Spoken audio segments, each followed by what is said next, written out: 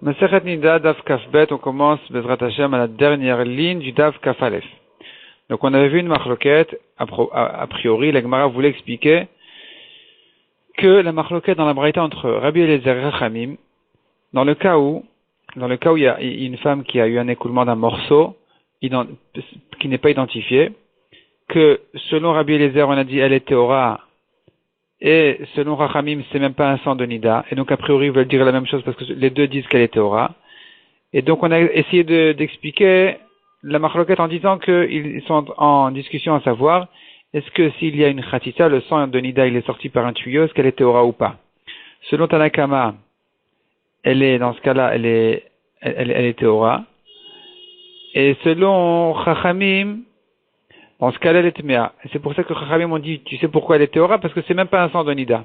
Mais si c'était un sang de Nida, même s'il était enfoui dans le morceau, elle aurait été quand même Tméa.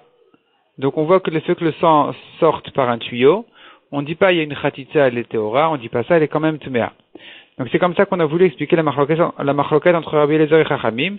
Donc ce qui s'appelle shfoferet, celle qui voit dans un tuyau, le sang est sorti par un tuyau. Selon Tanakama, elle est Théora, selon Chachamim, elle est Tméa. La Gemara repousse en disant non, c'est pas ça la discussion, c'est pas ça la machloquette. Donc Amar Abaye, la dernière ligne du Daf Kafalef Hamoudbet. Amar Abaye, bishfoferet kule alma le pligé de Théora. Si le sang est sorti par un tuyau, selon tout le monde, elle est Théora. Qui pligé Bechaticha. La discussion elle est que dans le cas où le sang il est sorti Bechaticha dans le morceau, c'est pas vraiment dans le morceau, parce que s'il était dans le morceau, alors à nouveau il y a une Khatita ici, le morceau il fait Khatita. Et donc, elle doit être Théora. Rashi explique que le sang il était dans les fentes du morceau. Et donc il touche aussi le corps. Il touche le corps. Et là c'est la discussion. Mar Savar Dakash Elishali Rodam Bechaticha. Selon Rabbi Eliezer, elle peut voir effectivement un sang de Nida de cette manière-là. Et donc dans ce cas-là, elle serait Tméa puisqu'il n'y a plus de Khatita. Ou Mar Savar, tandis que selon Chachamim, En Darkash El Isha Mirot Dam Bechaticha. Ce n'est pas l'habitude d'une femme de voir un sang de Nida dans les fentes du morceau. Ce n'est même pas donc un sang de Nida. C'est le sang du morceau lui-même qui n'est pas un sang de Nida, donc elle est Théora. Et donc en réalité, il n'y a pas de discussion dans notre question en réalité à savoir si elle a vu par un tuyau, si le sang est sorti par un tuyau, est-ce que c'est un problème ou pas? Ça, c'est pas ça la machloquette. Selon tout le monde, elle est Théora. Toute la machloquette, elle est que à savoir est-ce que c'est un sang de Nida ou un sang de Khaticha, du morceau. Rava dit une deuxième explication de Rava dans la machloquette, donc, de Rabbi Eliezer et Chachamim. Rav Amar de Kuli Alma En Darkash Elisha Lirod Dam Bechaticha. Selon tout le monde, c'est pas un sang de Nida.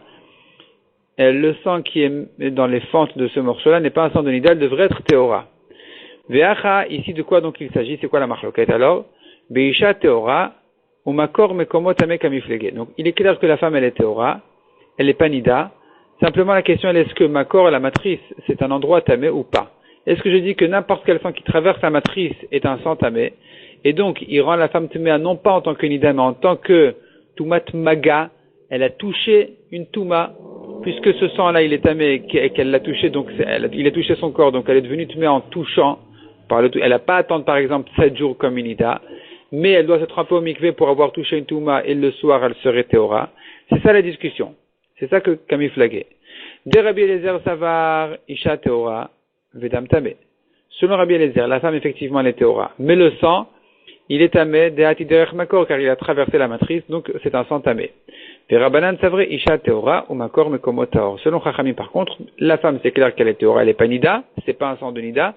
Non seulement ça, mais même le sang lui-même qui a traversé sa matrice, Makor, la matrice Mekomot Taor, c'est un endroit Tahor, en soi, si ce n'est que du sang de Nida est sorti de là-bas. Donc, sinon, c'est un endroit qui est Tahor, qui n'est pas une raison de Touma. Et donc, effectivement, ici, il n'y aura pas de Touma du tout, puisque ce n'est que le sang du morceau, c'est pas, et puis le fait qu'il soit passé par la matrice, c'est pas un problème non plus, donc elle est Théora. Ba'amine Rabba Meravuna. Nouvelle question. Rabba posait une question à Ravuna, qui ressemble un petit peu à celle-là. Donc on avait vu ici, jusque-là on a traité le cas de l'écoulement de Nida, qui est sorti sans toucher son corps. Ici, on a une question qui ressemble un petit peu. Haroe Keri, celui qui voit un écoulement de son corps, un écoulement impur, Bekissam.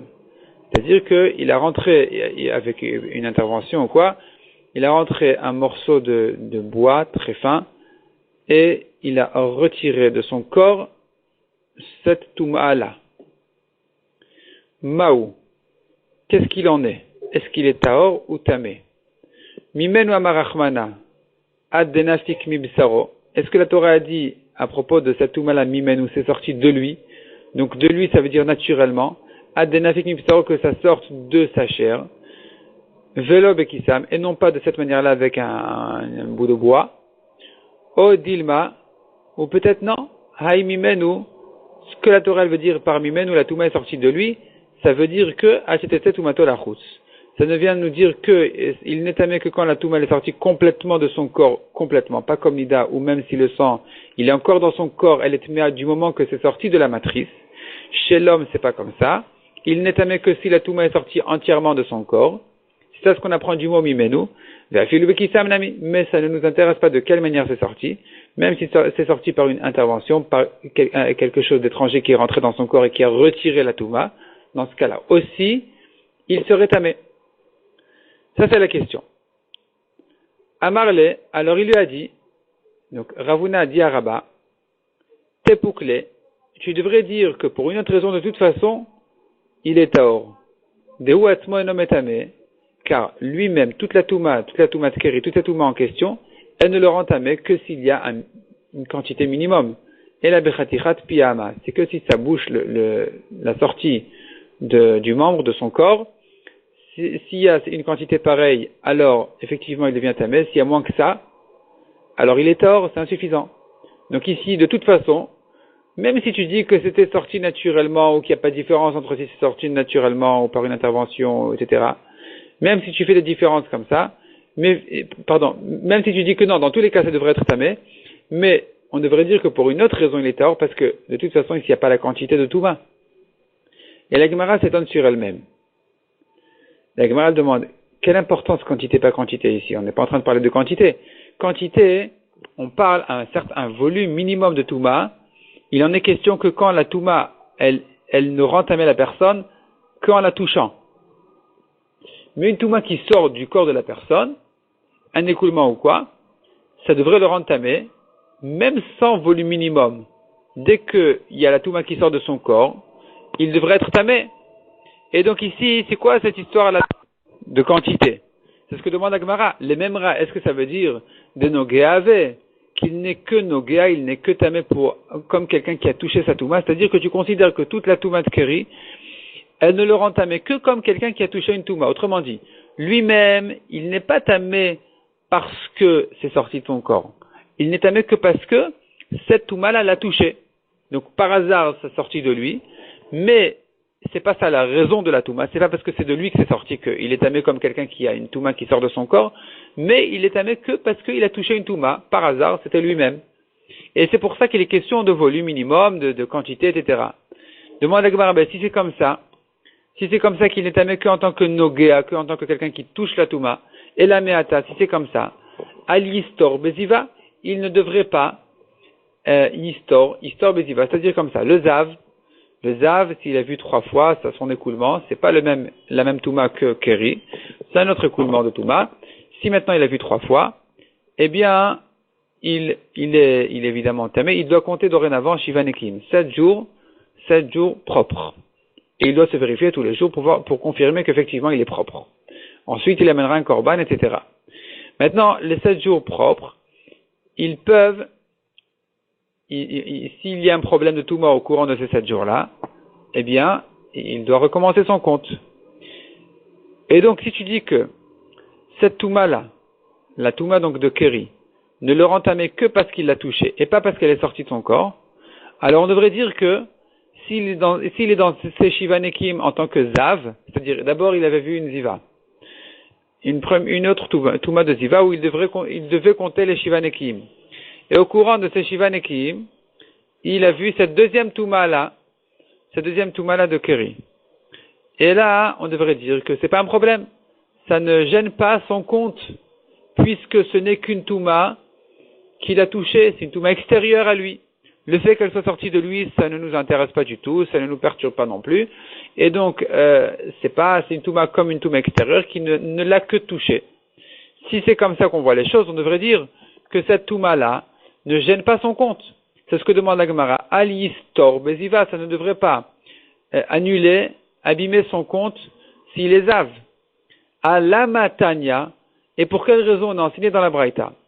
Zot Torah Tazav, Vacher Tetzenimenu Shichvat Zera. Le pasuk dit, voici la loi du zav, du tamé zav, et de l'autre tamé, Tumat Keri. Donc celui dont est sorti un écoulement impur. Maziva Soteret. Donc pourquoi est-ce que la Torah, elle a mis les deux tumot l'une à côté de l'autre? C'est bien pour les comparer. Qu'est-ce qu'on vient apprendre de là?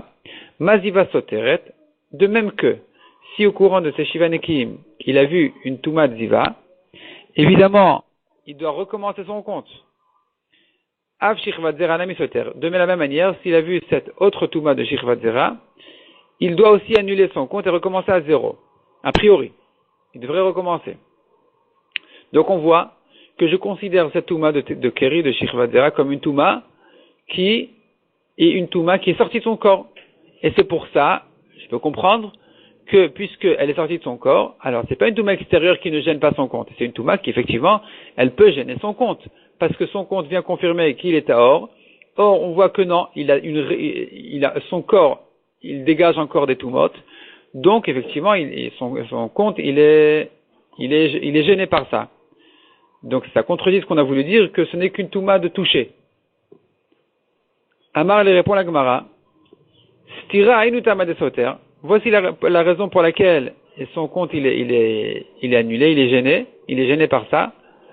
Les fiches IF Charla Belotir Tsucheziva. Car il est impossible que cette Touma-là de Shichvat Zera, elle sorte de son corps puisqu'il était zav au départ, donc on est certain que il est impossible que cet écoulement sorte sans qu'il soit accompagné par un petit peu de ziva. Et donc, puisque je suis certain il a revu donc sa Touma de ziva, je dois donc dire qu'effectivement, il doit recommencer son compte. Son compte est perturbé par cette Touma-là. Malgré que le Keri, la deuxième Touma, en soi, n'est pas une raison de perturber son compte, puisque finalement je considère que ce n'est qu'une Touma de toucher, qui a touché son corps, comme si c'était une Touma extérieure. Cependant, je considère quand même que son compte est perturbé, non pas à cause de la deuxième Touma, mais plutôt parce que cette deuxième Touma, elle est la preuve qu'il y a la première Touma qui est ressortie un petit peu. Demande à Gemara Ela Me'ata.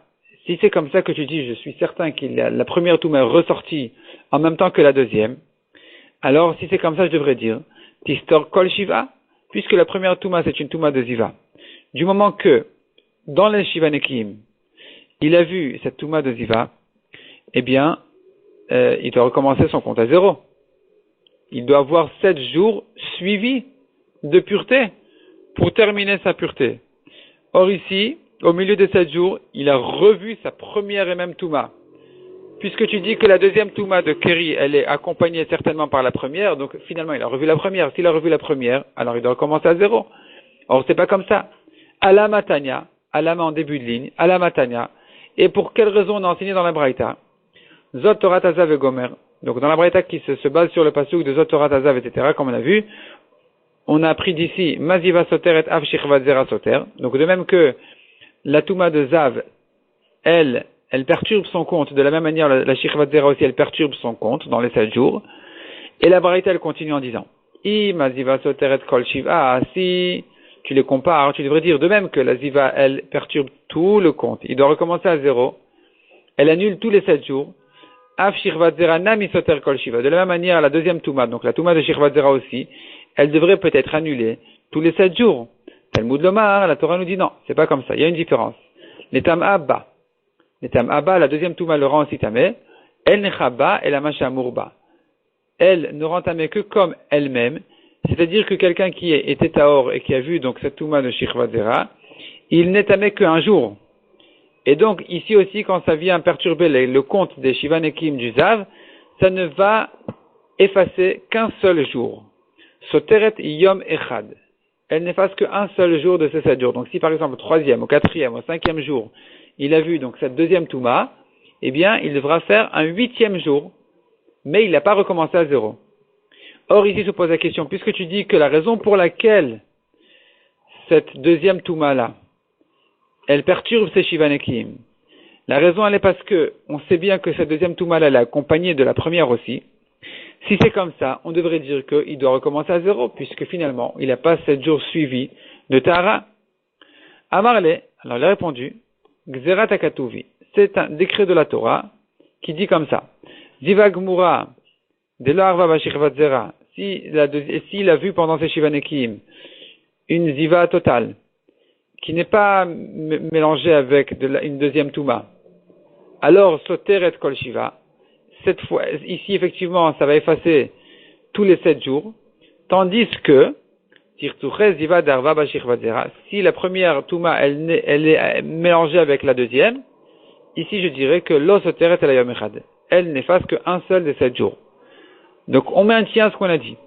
On maintient de dire que, effectivement, Toumat Keri, donc Toumat Shirvadzera, c'est une Touma qui ne rend à la personne que comme si elle était une Touma extérieure qu'il avait touchée. Et que donc, s'il n'y a pas un certain minimum de quantité de Touma, alors il ne sera pas tamé, puisque c'est une Touma de toucher, donc il faut un minimum de Touma pour le rendre tamé. Malgré que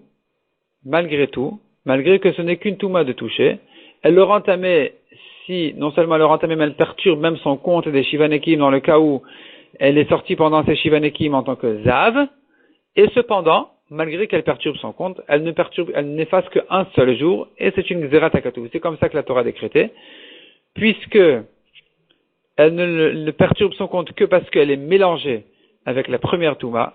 Donc dans ce cas-là où ce n'est qu'un mélange, alors la Torah dit qu'il n'a perdu qu'un seul de ces 7 jours-là. On continue dans la Gemara, Ba Mine Rabbi Yossi Rabbi Chanina et Rabbi Elazar. Nouvelle question. Dam Yavesh Maou. Quel est le din d'un sang sec? Le sang il a déjà coagulé, il est déjà sec, en état solide, et il est sorti de son corps. Est-ce qu'il l'a rentamé, oui ou non?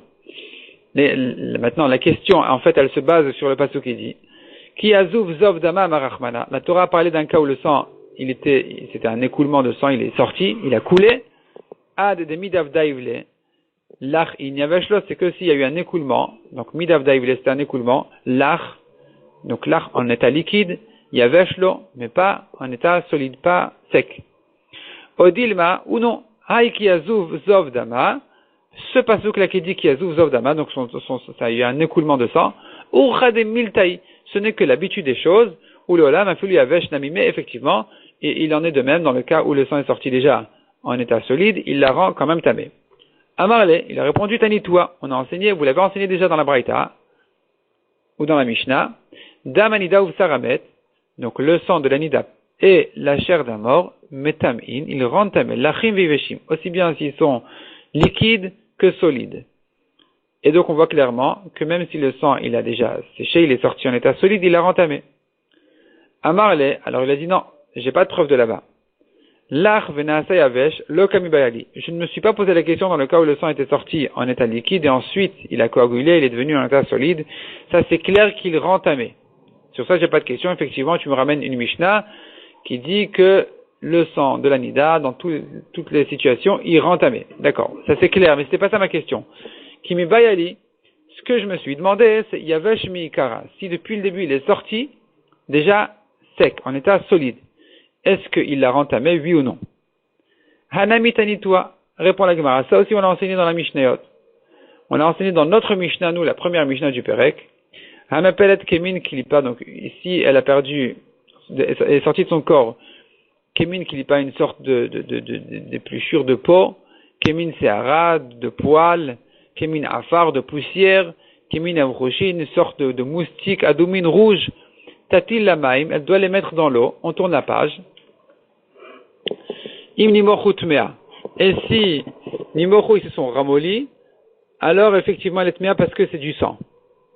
Et donc qu'est-ce qu'on voit de là? Que malgré qu'il est sorti yavesh, sec, puisque ensuite il est redevenu liquide, alors ça l'a rentamé. Donc je vois qu'il n'y a pas de problème, elle est tmea dans tous les cas. C'est-à-dire même si le sang est sorti sec, du moment que je suis sûr que c'est du sang, ici il fallait vérifier est-ce que c'est du sang ou pas. mais si je sais que c'est du sang, alors elle est quand même tmea. Demande à Gemara Yachi Belon Imochunami. Si c'est comme ça, pourquoi est-ce qu'il y a besoin de les ramollir dans de l'eau, puisque tu dis que de toute façon elle est tmea? Amaraba Kilon Imochu Biria Bifne Atzmai. Si on les a mis dans l'eau et ils ne se sont pas ramollis, ils ne sont pas devenus liquides, alors je dis non, c'est pas du sang. C'est Bria Bifne Atzma, c'est autre chose, c'est une créature en soi. Demande à Gemara, est-ce que ça arrive une chose pareille, qu'il y a un écoulement de toutes sortes de formes bizarres comme ça? Répond la Gemara, oui, ça existe. Effectivement, ça existe. Donc je reprends. Est-ce qu'il existe une chose pareille? Oui, ça existe. Ve'atanya, et voici la braïta qui nous le raconte. Amar Rabbi Elazar Rabbi Tzadok, Shne Ma'asim He'ela Abba Mitav'in Leyavne. Deux histoires, dit Rabbi Elazar Rabbi Tzadok. Mon père, donc Rabbi Tzadok, a ramené de Tav'in, c'est le nom d'une ville, à Yavne, c'était une autre ville là où le Bedin était assis. Première histoire, Maaseh Beisha Shaita Mapelet Kemin Klipot Adumot. Donc il y avait une femme qui perdait toutes sortes de formes de peau, Klipot, donc d'épluchures Adumot rouges. Ubaou Veshalou et Abba, on est venu poser la sheila à mon père, Rabbi Tzadok, Ve'abba Shal Chachamim, et mon père a demandé aux Chachamim, Chachamim Shalou la Rofim, les Chachamim ont demandé aux médecins, qu'est-ce que vous en pensez? C'est quoi cette chose-là? Ve'amrou lehem, et les médecins ont répondu, ont expliqué, Isha Zumaka Yeshla Betoch Mea, cette femme-là, elle a une plaie dans ses intestins. Chez Mimena Mapelet Kemin Klipot, et c'est de là-bas qu'il y a les croûtes donc qui sortent de là-bas. Tati Lamaim, elle a qu'à les mettre dans l'eau. Imnimo Chutmea, si ça s'est ramolli, alors c'est du sang de Nida, elle est tmea. Sinon, effectivement, ça risque, ça, c'est apparemment ce que les médecins ont dit, ça doit être des croûtes d'une plaie qui n'a aucune touma. Veshuv Maaseh, nouvelle histoire. Meisha Shaita Mapelet Kemin Searot Adumot. Cette fois, dans cette deuxième histoire, l'écoulement était de sortes de cheveux, de poils rouges. Uba Vesha Kol halashon. Posé la sheila à mon père, Rabbi Tzadok, Ve'abasha la Chachamim, Chachamim la Rofim. Mon père a demandé aux Chachamim et eux ont demandé aux médecins. Ve'amrou lehem, et ils ont dit, Shuma Yeshla Betoch Mea, elle doit avoir une verrue dans ses entrailles. Shemimena Mapelet Kemin Searot Adumot. Et c'est de là-bas que sortent ces poils rouges. Tatil la maim, elle a qu'à les mettre dans l'eau. Imnimo chutmea, si ça s'est ramolli, c'est du sang de Nida, elle est tmea. Sinon, effectivement, c'est ça. Et donc, elle est théora. Amaresh lakish ou beposhrin. L'eau dont on parle, c'est de l'eau tiède. C'est pas de l'eau froide. Parce que dans l'eau froide, peut-être que ça va pas se ramollir. Et que dans l'eau tiède, ça va oui se ramollir. Et donc, si ça s'est pas ramolli dans l'eau froide, c'est pas la preuve que c'est pas du sang de Nida. Il faut le vérifier quand même dans l'eau tiède. Tanya Namiachi. La Gemara confirme cette halakha par une braïta qui dit, donc tati la même ou beposhrin. Elle le met dans l'eau et dans de l'eau tiède. Rabban Shimon ben Gamliel Omer, mais ma'arto berok, elle l'écrase un petit peu avec de la salive al gabe atziporen sur l'ongle. C'est de cette manière-là qu'on vérifie pour voir si ça sera ramolli ou pas. Maï benayou, quelle est la machloket ici? Amar ravina mi'u chaliden chakika benayou. La machloket est là à savoir, est-ce qu'il faut que ça se ramollisse de lui-même, comme dans l'eau par exemple, ou bien on peut même le faire il faudrait même essayer en forçant un petit peu, à l'aider à Drak, en forçant un petit peu, en appuyant dessus, pour voir que même dans ce cas-là, ça ne retrouve pas un état de sang, de liquide un peu. Donc selon Tanakama, du moment que dans l'eau ça s'est pas ramolli, c'est terminé, elle est théora. Selon Rabban Shimon ben Gamliel, par contre, c'est insuffisant. Il faut quand même le vérifier en forçant un petit peu pour voir si ça sera ramolli quand même. Si oui, eh bien elle sera tmea. Tandis que selon Tanakama, elle ne sera pas tmea dans ce cas-là. Donc, la question elle est entre eux, elle est à savoir est-ce que on doit vérifier même en forçant un petit peu ou pas. Hatam Tnan, la Gemara ramène une Mishnah qui dit ailleurs. Kama ishriyatan et poshrin, combien de temps il faut laisser dans l'eau tiède pour voir si ça sera ramolli ou pas? Met les 24 heures. Hachamai, ici, combien de temps il faut laisser ces écoulements-là dans de l'eau, dans de l'eau tiède? Mi be'ina met le'et olo. Est-ce qu'ici il faut aussi laisser 24 heures ou pas? Quelle est la question? La Gemara explique. Là-bas, de quoi il s'agit? Sheret ou nevela de accoucher. Donc, Sheret, c'est un reptile mort ou nevela, c'est un cadavre. Quand ils ont durci, on ne sait pas si c'est terminé, il n'y a plus de touma, ou bien non, ça peut se ramollir encore.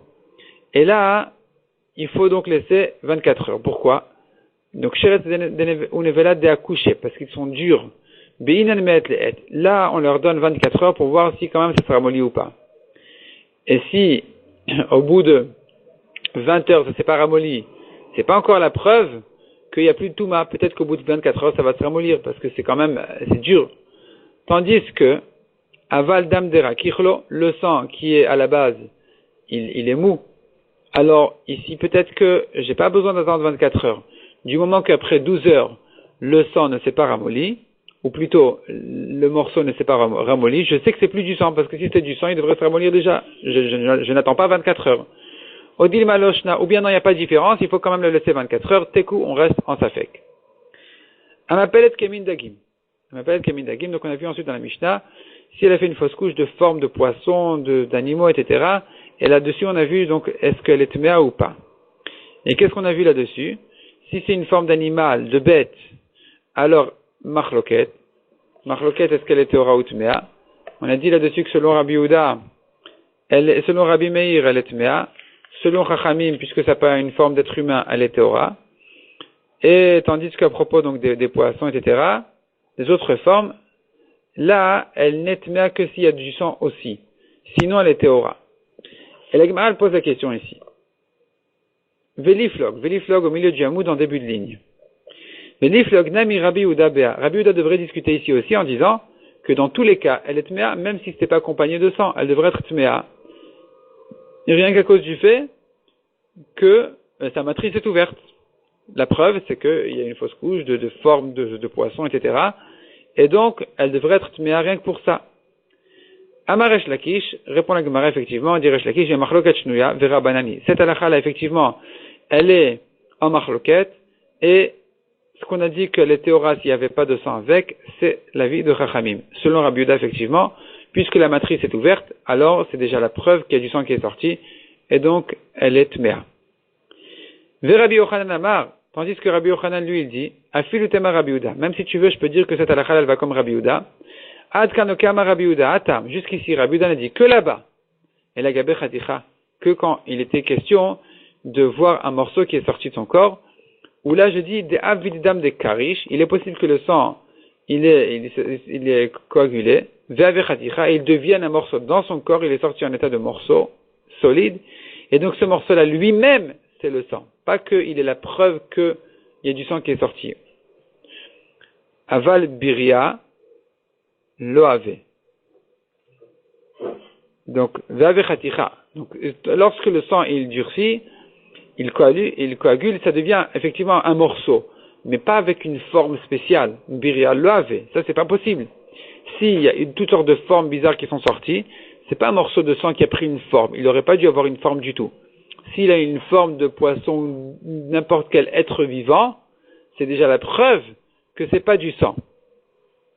Et donc, selon cette svara, on ne tient pas de ce qu'on a dit que la raison de Rabbi Yehuda qu'elle est tméa, c'est parce que en ptichat amakor belodam, la matrice ne s'ouvre pas sans perdre de sang. C'est pas vrai. Elle peut s'ouvrir sans perdre de sang. La preuve, c'est que quand ici il y a une forme spéciale, alors je dis, ce morceau-là n'est pas du sang puisqu'il a pris une forme spéciale.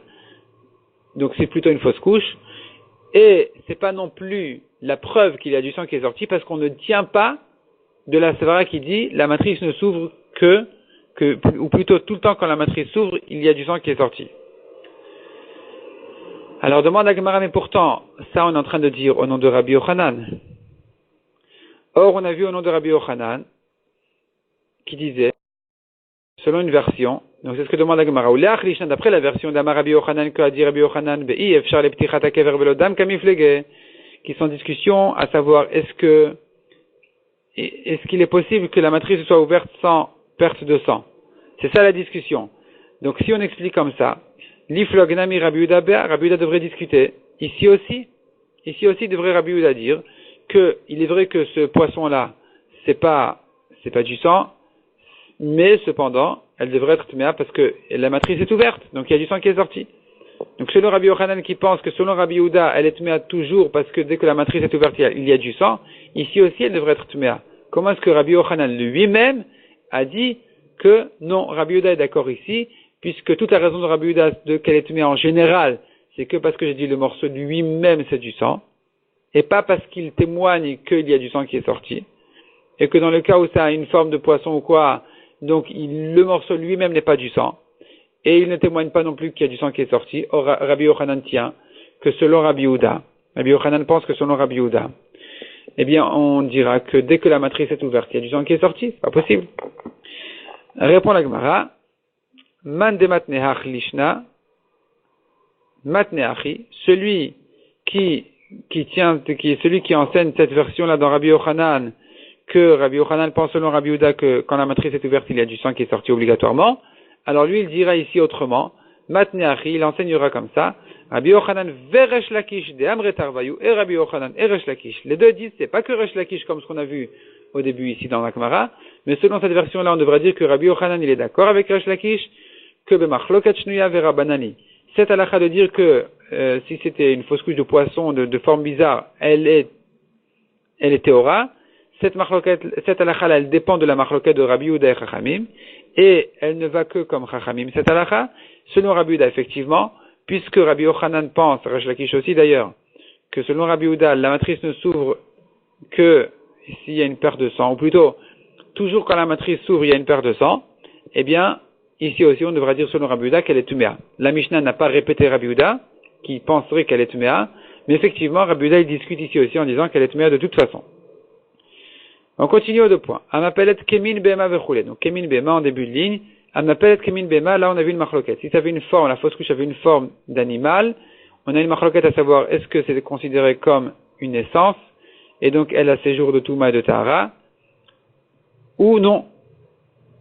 Amar Rabbi Yehuda Amar Shmuel. Maïtama de Rabbi Meir. Quelle est la raison de Rabbi Meir qui a dit donc dans ce cas-là que elle est tméa. Elle est tméa, c'est considéré comme une naissance, même si ça n'a pas une forme d'être humain. Répond la Gemara. Ho'il venemra bo yetzira ki adam. Puisque la Torah a employé le même terme dans la création des animaux que comme dans la création des hommes, donc on peut considérer ça comme une naissance, comme d'un enfant. Et donc, elle doit garder ses jours de Touma de Tahara comme si c'était un enfant. Ça, c'est ce que pense Rabbi Meir. Et la Me'ata demande à Gemara, si c'est comme ça, elle m'appelle Dumut Tanin, si elle a fait une fausse couche d'une forme de gros poisson, Te Imot Me'a Leda, ici aussi on devrait dire que c'est comme un accouchement, elle devrait être Tmea. Puis, or, dans la Mishnah, on n'a pas dit comme ça, dans la Mishnah, on a dit que les formes de poissons, elle est théora. C'est que les animaux qu'elle est Tmea. Et Rabbi Meir expliquait parce que la Torah employait dans la création des animaux le même terme que dans la création des hommes. Dans les poissons, apparemment, la Torah ne l'a pas dit. Elle n'a pas employé ce terme-là. Et la Gemara demande, mais oui, il y a des poissons où la Torah a, oui, employé le même terme que dans la création des hommes. Ho'il venemar bo, je continue dans la Gemara. Ho'il venemar bo yetzira ki adam, puisque la Torah a employé le même terme de yetzira, de création des gros poissons comme chez les hommes. Chez Nehemar, comme il est dit, Vaivra Elohim et ataninim agedolim. C'est écrit Vaivra. Hachem a créé les gros poissons. Vaivra s'écrit à propos de l'homme, Vaivra s'écrit à propos des gros poissons. Donc tu vois le même terme est employé dans les deux. On devrait dire qu'ici aussi, selon Rabbi Meir, ça devrait être considéré comme une naissance, comme un accouchement. Et répond la Gemara, Amre, on dit, Danin Yetzira me Yetzira. On fait la Gzara Shava entre les animaux et l'homme, parce que c'est vraiment le même mot. C'est le mot Vayiter. Vayiter s'écrit dans l'homme. Et Yetzira, la notion de Yetzira, elle est écrite aussi à propos de la création des animaux. Donc c'est pareil, on peut apprendre l'un de l'autre. Ve'en danin bria mi Yetzira. Mais on n'apprend pas bria où s'écrit Vaivra et ataninim. À propos des gros poissons, s'écrit Vaivra. On ne l'apprend pas de la Yetzira d'un homme. Ce sont deux verbes différents. Et donc on ne fait pas de Gzera Shava de l'un à l'autre. Demande à Gemara Maïnaf Kamina, quelle importance, Vaivra, Vaiter, ça veut dire la même chose finalement. Ha'atana de Rabbi Ishmael, nous avons bien une braïta de Rabbi Ishmael qui dit, de la yeshiva de Rabbi Ishmael qui dit, Veshava Kohen ou Va Kohen, il est écrit à propos d'une maison qui est touchée par la lèpre. Là-bas, le Kohen, il revient, il part, il revient, et on fait une Gzera Shava entre Veshava Kohen et Uva Kohen. Et on dit Zoi Shiva Zoi Bia. Il revient ou il vient, ça veut dire la même chose. On peut faire une Gzera Shava de l'un à l'autre. Donc ici aussi, on devrait faire une Gzera Shava entre Vaïter et Vaivra, c'est pareil. Finalement, ça veut dire qu'il a créé. Et donc, Rabbi Meir devrait dire que dans les gros poissons aussi, elle devrait être Tmea. Ça aussi, ça devrait être considéré comme une naissance. Deuxième question. Nigmar Bria mi Bria. On devrait apprendre, non pas Bria de Etira, mais on pourrait même faire une Xera Shava vraiment du même terme, de Bria qui est écrit dans les poissons, avec Bria qui est écrit chez les hommes. Parce que chez les hommes, c'est pas écrit que Yetira, c'est écrit aussi Bria. Il y a un deuxième pasuk chez les hommes où c'est écrit Bria. Nirti Veivra Elokim et Adam et Salmo. Hachem a créé l'homme. Il a créé là-bas, c'est écrit Veivra, Betalmo, donc dans sa forme. Donc Veivra là-bas, c'est écrit il a créé. Et c'est le même terme exactement que le terme qui a été employé pour les poissons. Donc on devrait faire la Xera Shava en disant, selon Rabbi Meir, elle devrait être Tmea Leda. Elle devrait être Tmea même si ça avait une forme de poisson.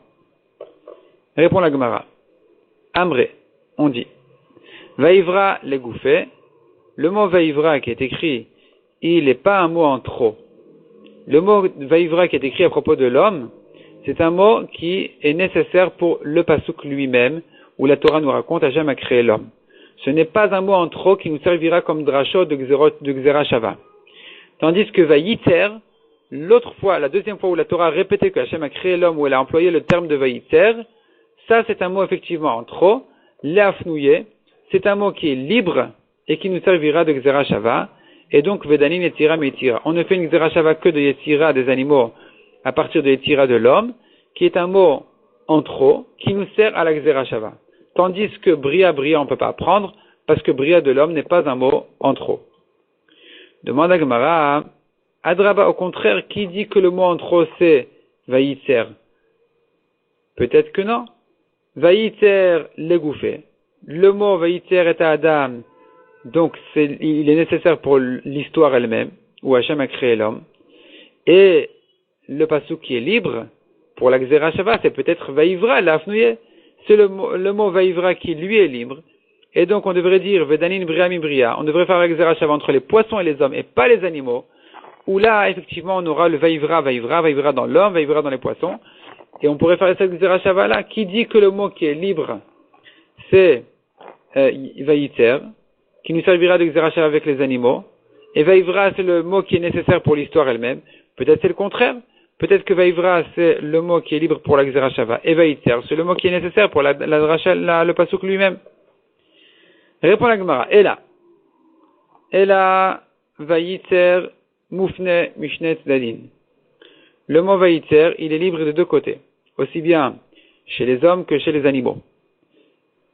Donc, Moufne Gabe Adam ou Moufne Gabe Behema. Il est libre chez les hommes, c'est un mot en trop chez les hommes, c'est un mot en trop chez les Behemot, chez les animaux, et donc on peut en faire une Xera Shava tranquillement. Tandis que Vaivra Gabe Adam Moufne.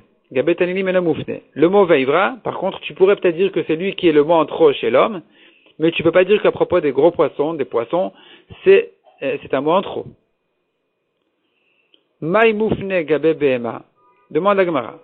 Pour quelle raison on a dit que le mot Vayiter à propos des Behemot c'est un mot en trop? Il est ma'amirtiv, si c'est parce que la Torah avait déjà dit, Vaya, c'est le qui mettra à Aret, Hachem a fait les bêtes de la terre, Uktiv, et la Torah répète en disant Vayiter Hachem Elokim min Adama, Hachem a créé de la terre, Kol Chayat Asadeh, toutes les bêtes de la terre. Donc cette deuxième fois-là de Vayiter, le pasuk de Vayiter est un pasuk en trop. Si c'est ça la raison, on devrait dire pareil pour les poissons. Gabet Tanin Nami, Afnouye Moufne, dans les poissons aussi c'est un mot en trop. Dirti Vet Kol Remesa Adama.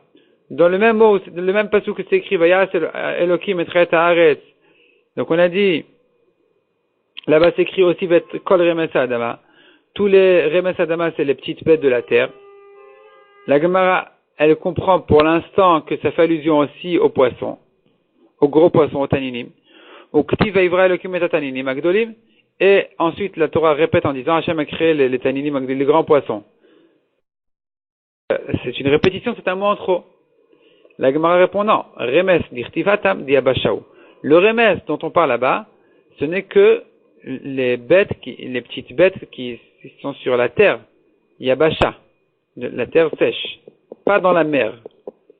Donc, atam diabashaou. Et donc, c'est pas, le pasuk de Vet Kol Remes Adama ne fait pas allusion à la création des poissons. Et donc, il se trouve que le pasuk de Vaivra Elokim et Taninim n'est pas un pasuk en trop, il ne peut pas nous servir de Xera Shava. Puisqu'il n'est pas un pasuk en trop, il ne peut pas nous servir de Xera Shava. Donc, effectivement, on dira dans ce cas-là que ça ne fait pas partie ça ne ressemble pas à un accouchement d'un être humain, et donc, dans ce cas-là, elle est théora. Demande la Gemara, Umay nafkamina ben mufne mitzad echad le mufne mishnet tzadin. Quelle est la différence entre si la Gzera Shava elle est libre d'un côté ou bien elle est libre de deux côtés? Parce que là on a fait la différence. On avait dit que la Gzera Shava de poisson à homme, elle est libre que d'un côté, que du côté homme. Tandis que la Gzera Shava des animaux, elle est libre de deux côtés, et hommes et animaux. La Gemara elle demande ici, mais qu'est-ce que ça peut bien faire si c'est libre d'un côté ou pas? Quelles sont les règles de Gzerot Shavot? Répond la Gemara Nafkamina. La différence elle est d'Amar Rabbi Damar Shmuel Mishum Rabbi Ishmael. Voici les règles. Kol Gzera Shava Shena Mufna Kolikar. Toute Gzera Shava qui n'est libre d'aucun côté. En le Medin Hemena. On ne peut pas la faire cette Gzera Shava là. On peut pas la prendre. Mufne Mitzad Echad. Si elle n'est libre que d'un côté. Les Rabbi Ishmael, les Medin vel Meshivin. Selon Rabbi Ishmael, on apprend cette Gzera Shava là et on n'objecte rien du tout. Même si la Gzera Shava, on pourrait l'objecter en disant oui, mais ça ne ressemble pas, c'est que ici, mais pas là-bas. On ne dit pas ça. On fait la Gzera Shava, point final. Même si elle n'est libre que d'un côté, selon Rabbi Ishmael. Les Rabbanan, les Medin ou Meshivin. Selon Chachamim, par contre, a priori, on peut faire la Gzera Shava à condition qu'il n'y a aucune objection dessus. Moufne Mishnet Dadin, mais si la Gzera Shava, elle est libre de deux côtés, Divra Akol et Medin vel Meshivin. Selon tout le monde, on fait la Gzera Shava, même si on pourrait, misvara, faire des différences en disant que cette halakha on peut pas la prendre de l'un à l'autre. Puisqu'elle est libre de deux côtés, on fait quand même la Gzera Shava. Rabbi Ishmael demande à Gemara, selon Rabbi Ishmael, Ma'ika ben Moufne Mitzad Echad et Moufne Mishnet Dadin. Donc selon Chachamim, on a répondu. On a finalement 3 degrés de Gzera Shava. Si elle est libre des deux côtés, on fait, il n'y a pas de discussion. Si elle est pas libre des deux côtés, au contraire, si les deux psukim sont nécessaires, sans la Gzera Shava, alors on ne fait pas du tout la Gzera Shava. Si un côté est libre et l'autre côté n'est pas libre, on essaye de faire la Gzera Shava du moment qu'on ne la repousse pas. On ne puisse pas la repousser facilement. Ça c'est Chachamim. Mais selon Rabbi Ishmael, quelle est la différence entre libre d'un côté et libre de deux côtés? Dans tous les cas, on fait la Gzera Shava et on n'objecte pas. Il n'y a pas de question à poser. Donc finalement, pourquoi est-ce que des fois c'est libre d'un côté, des fois c'est libre de deux côtés? Répond la Gemara Nafkamina, en dernière ligne, début de la dernière ligne. Nafkamina, la différence elle est De'echadi ka mufne mitzad echad ou mufne mishnet tzadin. Si j'ai le choix entre faire la Gzera Shava, soit je fais la Gzera Shava qui est libre d'un côté, soit je préfère la Gzera Shava qui est libre des deux côtés. Shavkinan, on laisse mufne mitzad echad, la Gzera Shava qui n'est libre que d'un côté. Ve'alfinan, et on apprend plutôt Mufne Mishnet Tzadin, la Gzera Shava, qui est libre des deux côtés. Et donc revenons à notre histoire à nous. C'est pour cette raison que la Torah a libéré la Gzera Shava de Behema à homme des deux côtés. Donc le mot Vayiter, on a dit, il était libre et dans la création des hommes et chez les animaux. Qui est de le Nigmar min Mufne Mitzad Echad, afin qu'on ne choisisse pas de faire la Gzera Shava des poissons, qui n'est libre que d'un côté, qui est le côté des hommes. Et c'est pour ça que la Torah a dû faire une autre Gzera Shava qui est libre des deux côtés, de manière à préférer cette deuxième Gzera Shava et pas celle des poissons. Et c'est de là où on en est arrivé à dire que, selon Rabbi Meir, une forme d'animal, c'est comme une forme d'être humain, et donc il y a une Tumat Leda, tandis qu'une forme de poisson n'est pas considérée comme une forme d'accouchement normal, et donc dans ce cas-là, comme on l'a dit, elle est théora. Pourquoi? Parce qu'on n'a pas fait la Gzera Shava de poisson à homme, mais plutôt celle des animaux à homme, qui est une Gzera Shava qui est libre des deux côtés. Et on va s'arrêter là pour aujourd'hui.